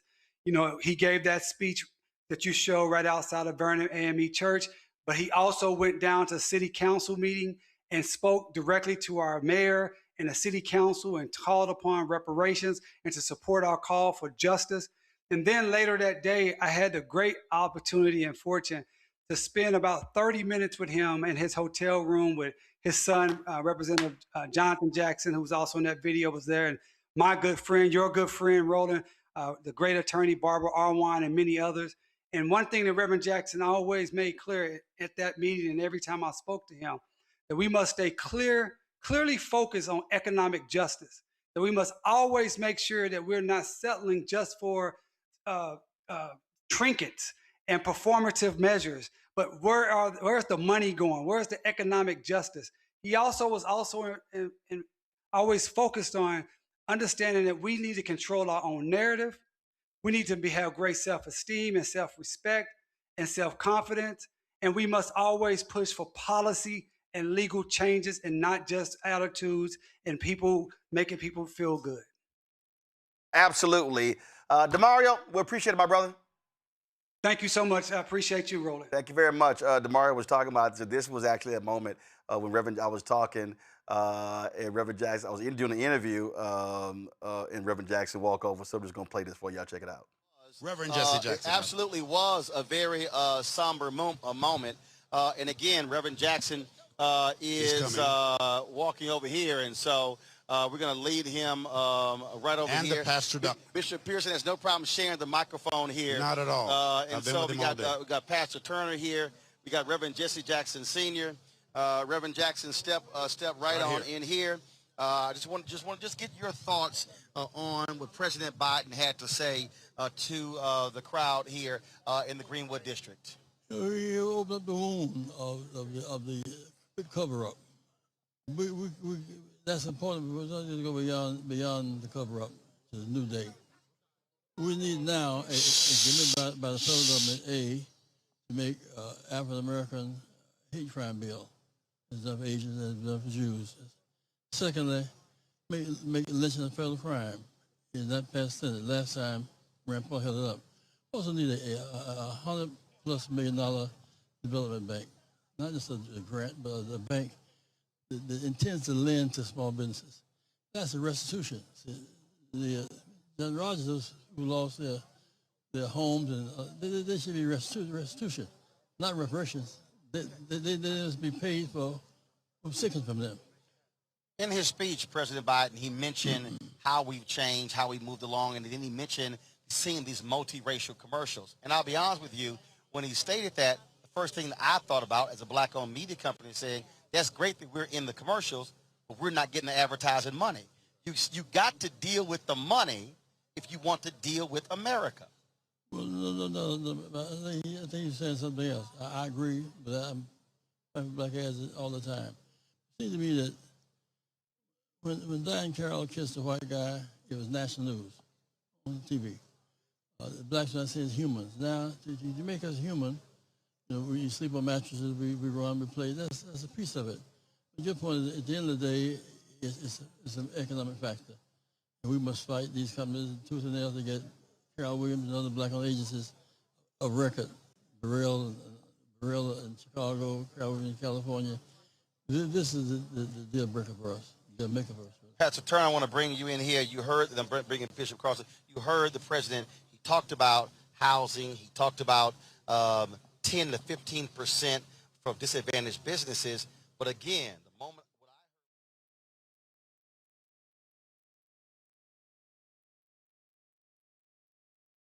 Supposed to have Representative Jonathan Jackson, just had some issues. We're going to have him tomorrow. Cornel West is going to join us tomorrow as well. Bishop William Barber is going to join us Friday. Reverend Al Sharpton will join us tomorrow or Friday. Pastor Father Michael Flager will join us tomorrow as well. Cleola Brown, A. Philip Randolph Institute will be joining us as well. So we're working in all of that. We'll be paying tribute to Reverend Jackson every single day. Let's do this here. Let's play right now. This is when he was honored at the NAACP Image Awards.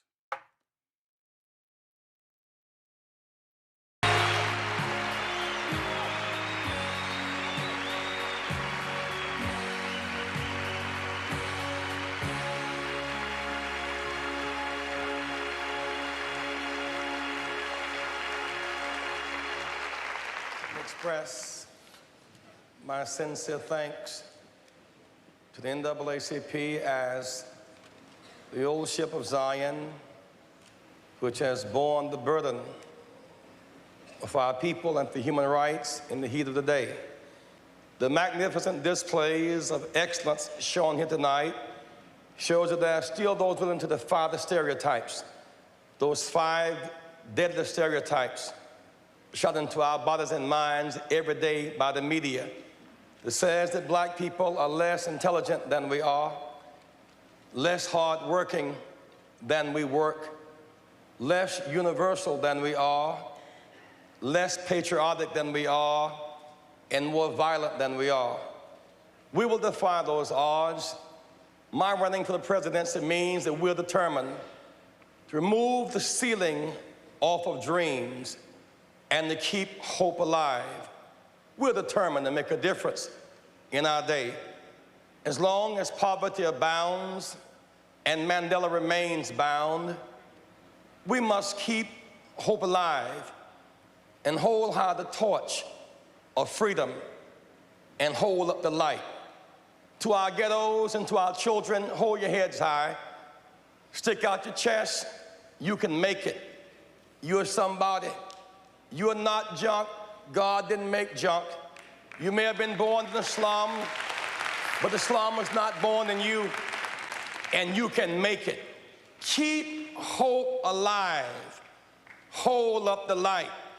Keep hope alive. Hold up the light. If my people, who are called by my name, will humble themselves and pray and seek my face and turn from their wicked ways, then they will hear from heaven and God will heal their land. And nothing and nobody will stop us all the way. Keep hope alive. Hold up the light. I love you very much. No doubt you're going to see a significant celebration of the NAACP Image Awards taking place next Saturday, February 28th in Los Angeles. And so, of course, I will be there, and so we will be seeing what takes place there as well. Folks, 1984, Reverend Jackson spoke in San Francisco. It was an absolutely incredible moment, and just want to share some of what took place on that day in San Francisco. I remember watching this speech, and I was visiting some relatives in Dallas, Texas. It was absolutely incredible. Here's some of that speech.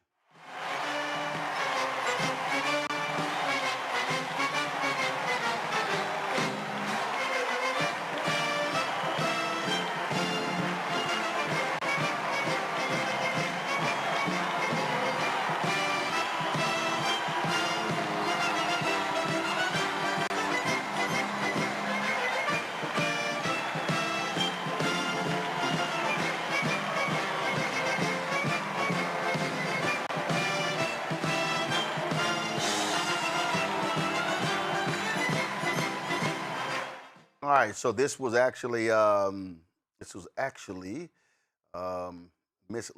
They had 1984.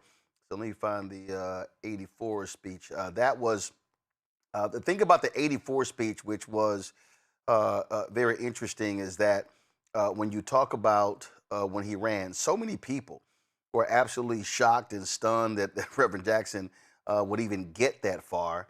And again, bested a number of people who were bigger names than him, who were in the race. And as I said, I remember watching the 84 speech. I was in Dallas with family members, and so many people. When I say black folks in America stopped at that moment to watch that speech, it was just unbelievable. And so let me see if I can find it. If y'all find it as well, let me know.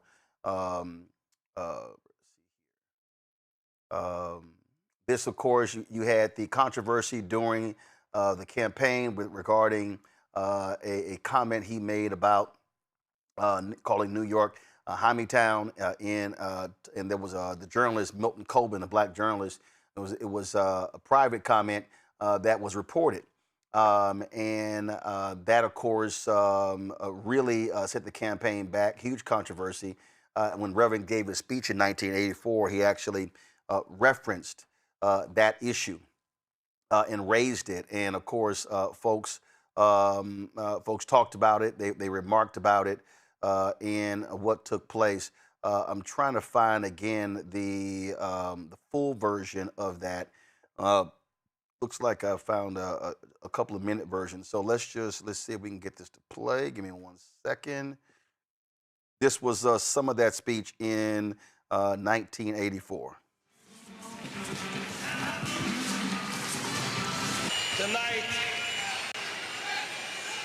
we come together bound by our faith in a mighty God with genuine respect and love for our country and inheriting the legacy of a great party. The Democratic Party, which is the best hope for redirecting our nation on a more humane, just, and peaceful course. This is not a perfect party. We're not a perfect people, yet we are called to a perfect mission. Our mission: to feed the hungry, to clothe the naked, to house the homeless, to teach the illiterate, to provide jobs for the jobless, and to choose the human race over the nuclear race.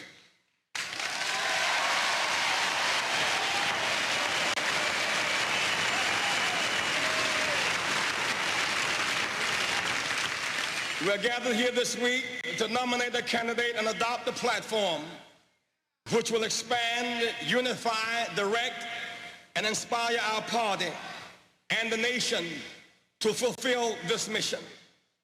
My constituency is the desperate, the damned, the disinherited, the disrespected, and the despised. They are restless and seek relief. They have voted in record numbers. They have invested the faith, hope, and trust that they have in us. The Democratic Party. And you know what? I think so many of us have gotten so used to these conventions. You got 60 members of Congressional Black Caucus. You've got black mayors. You got a black president, black vice president. You've got, 5 black United States senators, where you got Tim Scott, Cory Booker, Angela Alsop-Brooke, Lisa Rochester Blunt. Who am I leaving out? That's 4. I'm leaving somebody out. Cory Booker, that's 5. And I don't think people really understand what life was actually like at that time. And so much of that, so much of what we see today was because of the Shirley Chisholm race in 1972, Reverend Jackson in 1984, and the race in 1988. So I think too many of us, by not knowing and understanding our history, really can't fully understand and appreciate what is happening today in our politics. Folks, that's it for us. Tomorrow, lots we're going to break down. Again, we got a lot of stories that we're covering tomorrow. We also absolutely are going to hear from Congressman Jonathan Jackson, the son of Reverend Jesse Jackson Sr., one of his 3 sons, one of 2 who actually went on to serve in Congress. He's a current member of Congress. Pastor Michael Flager of St. Sabina, we'll talk to him. Dr. Cornel West will join us as well. And so we're going to keep doing what we're doing, because this is why it's important to have a free Black-owned media that serves our interests. All right, folks, that is it for us. Don't forget, support the work that we do, John Albrina Funk Fan Club. Like I told y'all, our goal is very simple: to get 20,000 people contributing on average $50 each a year. We've had, give me a second, Keenan sent me the number. We have a total of, let's see here. We've had a total of, we have a total of 47,179 donors since we launched September 4th, 2018. So anybody who's given, we count those. Remember, we show all those names every Friday. So whether they've given one time or they get given once a year or every single month, we show appreciation to all of our supporters. And we certainly appreciate every single one of them. So again, if you want to contribute via Cash App, use the Stripe QR code. See it right here. As for credit cards as well, checks and money order, make it payable to Roland Martin Unfiltered, P.O. Box 57196, Washington, D.C. 20037-0196. PayPal's R Martin Unfiltered, Venmo RM Unfiltered, Zelle, Roland at RolandSMartin.com, Roland at RolandMartinUnfiltered.com, Venmo, Again, RM Unfiltered, Zelle, Roland at RolandSMartin.com, Roland at RolandMartinUnfiltered.com. Download the Black Star Network app, Apple phone, Apple TV, Android TV, Roku, Amazon Fire TV, Xbox, Samsung Smart TV. Get our shop, get our gear, our Roland Martin Unfiltered gear, Black Star Network gear. Go to shopblackstarnetwork.com. You see all of our T-shirts. You see mugs and all that good stuff. You can see everything there at shopblackstarnetwork.com. And, of course, our black-owned products. You know, we create our marketplace to support our black-owned companies, and we have these segments that are right here on the show.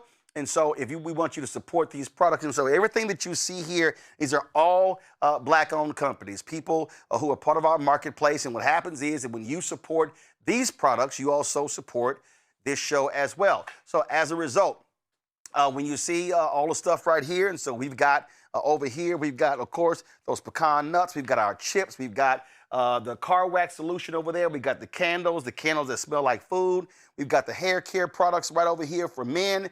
We got facial stuff for women. We've got, of course, we've got the stuff that doctors and nurses wear. I mean, we've got, of course, our dolls, our STEM dolls. We got all this sort of stuff that's here as well. Let's see if we can get this to stand up straight. We'll just do this here. We have our seated.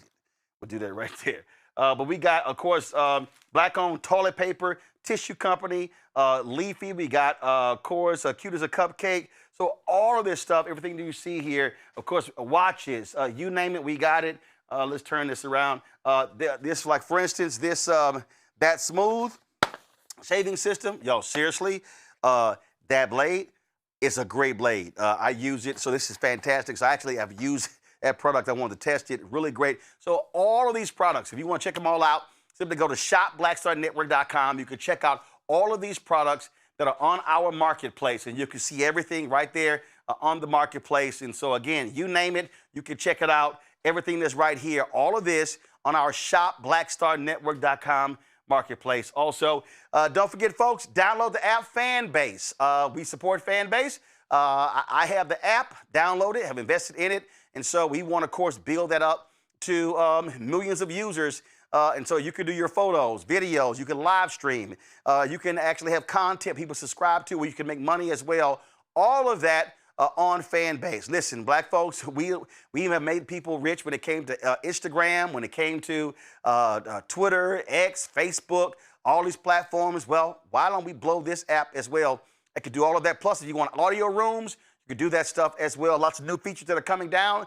We'll tell you more about that when it happens. All right, folks, that's it. Don't forget, support our show, support Roland Martin Unfiltered, support our black-owned products. We can't talk about unity. We can't talk about the collective if we don't practice it. That's what we do here at Roland Martin Unfiltered, the Black Star Network. So let's do that. I'll see y'all tomorrow right here on Roland Martin Unfiltered on the Black Star Network. Freedom is what we are about.